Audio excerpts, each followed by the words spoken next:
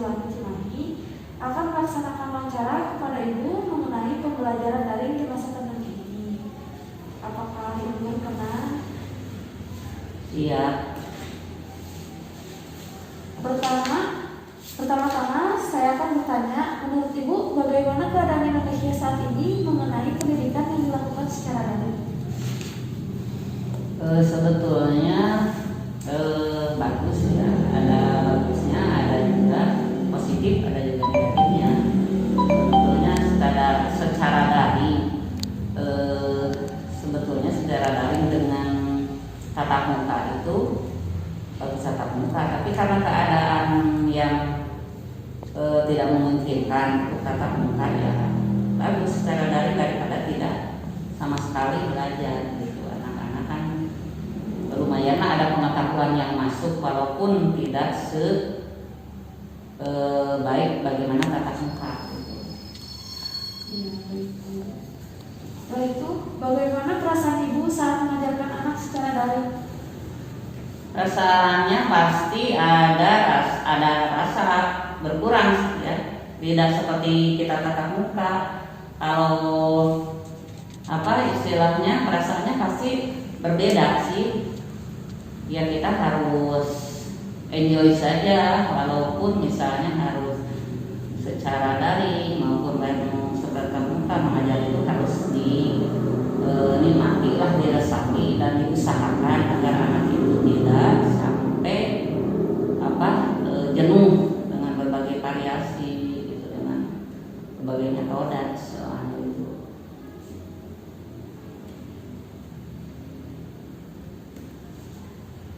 Nah, selanjutnya menurut Ibu apakah pembelajaran daring bisa dilakukan secara efektif? Kurang efektif. Kenapa, Bu? Ya itu alasannya seperti tadi, karena kita tidak melihat langsung pada anaknya.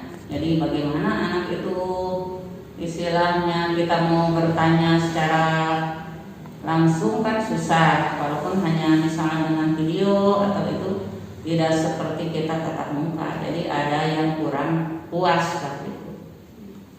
Pertama, menurut Ibu bagaimana keadaan Indonesia saat ini mengenai pendidikan yang dilakukan secara daring?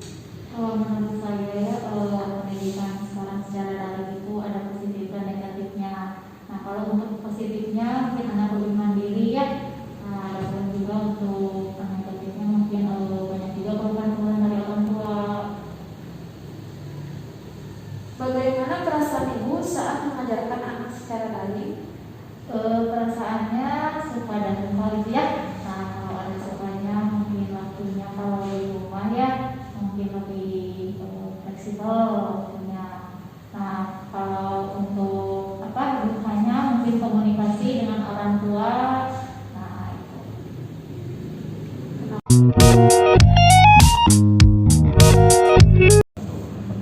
Bapak, perkenalkan nama saya Nela Fitri Anjani, mahasiswi dari IKIP Silwangi Cimahi yang akan melaksanakan wawancara kepada Bapak mengenai pembelajaran daring di masa pandemi ini. Apakah Bapak berkenan? Siap, enggak? Menurut Bapak, bagaimana keadaan Indonesia saat ini mengenai pendidikan yang dilakukan secara daring? Baik, Bismillahirrahmanirrahim. Assalamualaikum warahmatullahi wabarakatuh.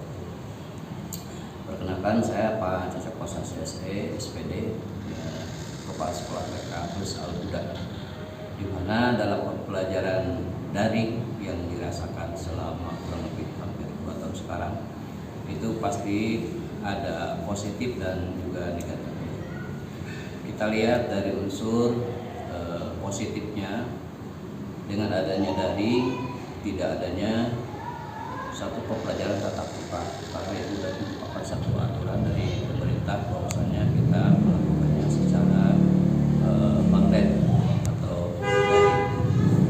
Akan tetapi untuk anak TK sendiri itu dampaknya sangat luar biasa. Kenapa? Karena untuk TK beda dengan pendidikan dasar SD dan juga SMP, sekolah pertama dan juga selanjutnya. Kenapa demikian? Karena kalau TK itu mereka awal mulanya mengenal huruf, bacaan dan sebagainya itu dasarnya dari TK dulu. Nah, sehingga dengan adanya materi daring ini yang disampaikan kepada anak-anak siswa TK, kami selaku pembina mengalami berbagai macam kendala atau kesulitan. Apa kesulitannya? Yang pertama yang dirasakan keluhan dari orang tua. Keluhannya buat apa dimasukkan ke TK kalau selama kegiatannya daring, jadi tidak ada tatap muka. Nah, itu keluhan dari orang tua. Yang kedua, keluhannya dari anak itu sendiri.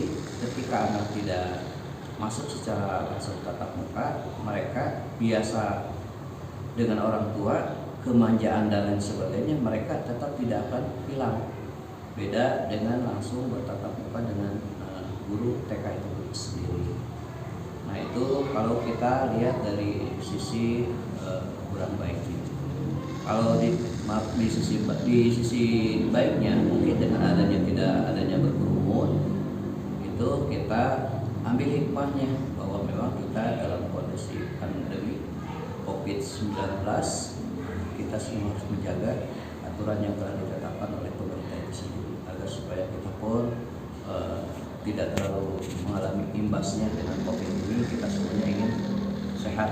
Nah, mungkin barangkali seperti itu. Jadi untuk TK sendiri, selama COVID ini masih ada, masih tetap dilakukan pembelajaran secara daring. Adapun itu luring itu hanya sebatas mereka 20%. Nah, luring dilakukan itu sebanyak 20% dari jumlah total siswa yang ada. Itu. Kenapa luring dilakukan? Itu permohonan dari orang tua karena susah sekali anak ketika belajar di rumah. Nah, jadi sehingga untuk menjembatani hal tersebut supaya ada kesinambungan atau kesinkronan antara orang tua dengan pihak lembaga atau TK, kami mengadakan dua, baik itu daring dan juga luring. Mungkin barangkali seperti itu dulu.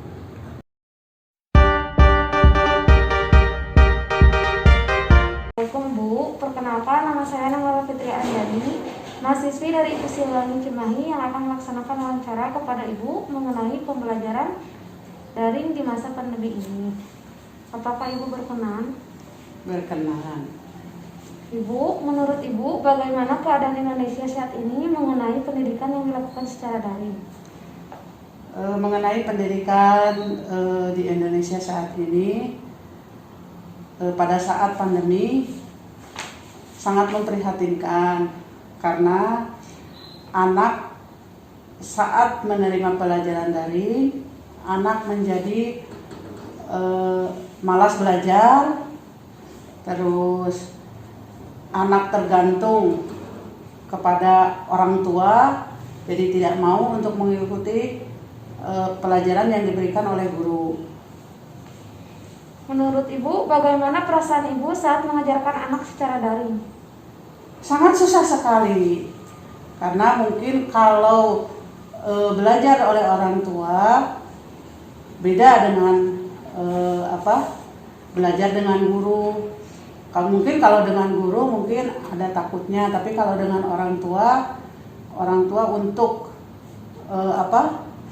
memberikan pelajaran ke anak itu sangat susah, karena mungkin anak itu jadi manja, malas kalau orang tua yang mengajarkan.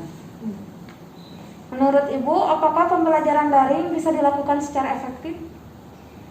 Bisa dilakukan secara efektif, bisa. Jadi guru itu melakukan pemberian materi pembelajaran daring bisa secara efektif, sangat bisa. Hanya tinggal dilihat saja. Misalkan begini, anak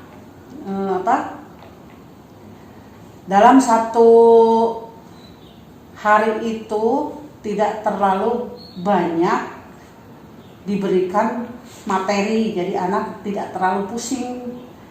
Jadi cukup hanya 1 atau 2 mata pelajaran saja.